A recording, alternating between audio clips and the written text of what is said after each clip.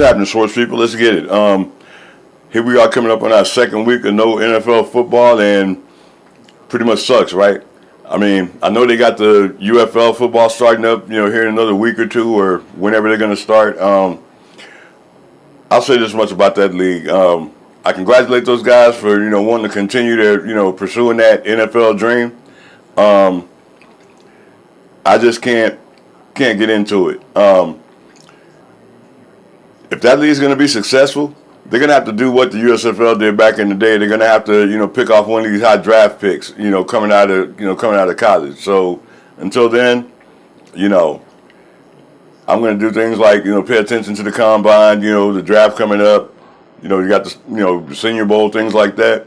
But this USFL, the UFL, as they call it, I don't think I'll be getting to that. So that being said, folks, let's go ahead and wrap up the 2023 NFL season. Okay, so let's start off with two surprise teams from, the 2023 season. Number one, the Detroit Lions, and number two, the Houston Texans. Check it out, man.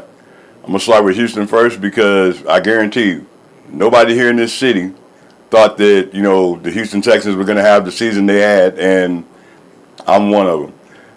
Those guys, they got a lot to look forward to next season. I mean, you got the Offensive Rookie of the Year in C.J. Stroud. You got Will Anderson being the Defensive Rookie of the Year.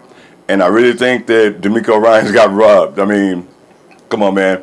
He did a hell of a job, but hey, Stefanski, had 4 different quarterbacks through the season, and, Joe Flacco pretty much saved him. But hey, congratulations to the Texans in the season they had, and check it out. I'm excited to see what they do next season.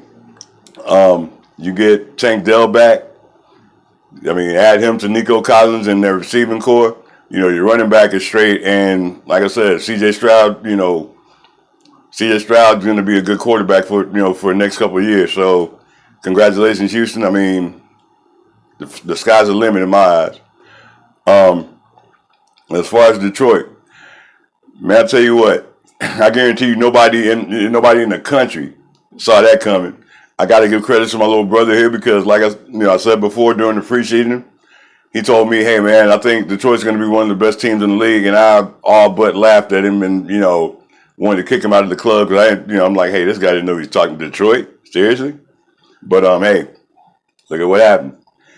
I tell you what, that the season they had, that run, the run in the playoffs, got to the AFC Championship, and I guarantee you, experience played a lot in that loss because some of the coaching decisions Dan Campbell made wouldn't have been made by an experienced coach that had some playoff experience. So hey, I'll tell you what though, just like Houston, Detroit has a lot to look forward to next season as well. I mean, you got a young group of guys. Your core positions on that team. Your running back. Your receivers. The defensive side of the ball. I'm talking about Aiden Hutchinson. You got Jahmyr Gibbs running the ball, Amon-Ra St. Brown, and Sam Laporta.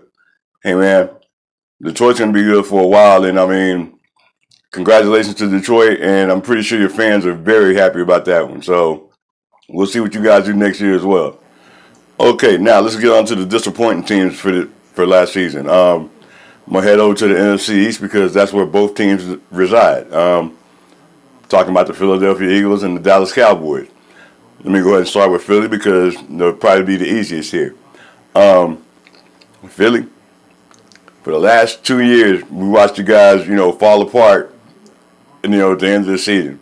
Got, bounced out of the playoffs. And I'll tell you what, man, there was no reason for the collapse this season. I mean, it was just inexcusable.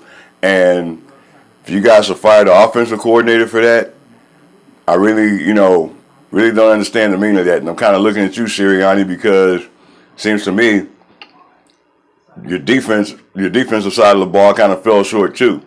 And seems like a lot of decisions that, could have been made by you weren't made. And like I said, good luck firing your offensive coordinator. But I mean, I don't think that guy firing him, I don't think that's going to be the fix that, you think it's going to be. So we'll see what happens next season. Now the Dallas Cowboys. Okay, look. I'm not sure if, if the Cowboys are aware of this, but it seems every year, before preseason even starts, Dallas wants to insert themselves into the Super Bowl conversation. I'm talking about the players and especially their fans. So, listen, Dallas Cowboy players and especially Dallas Cowboy fans. This is 2024, not 1994, which is actually the last time you guys were good.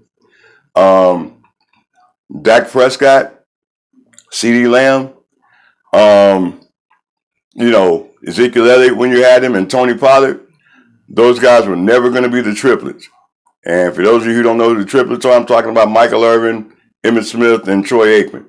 So to me, it seems like Dallas seems to want to stay stuck living off their past accomplishments.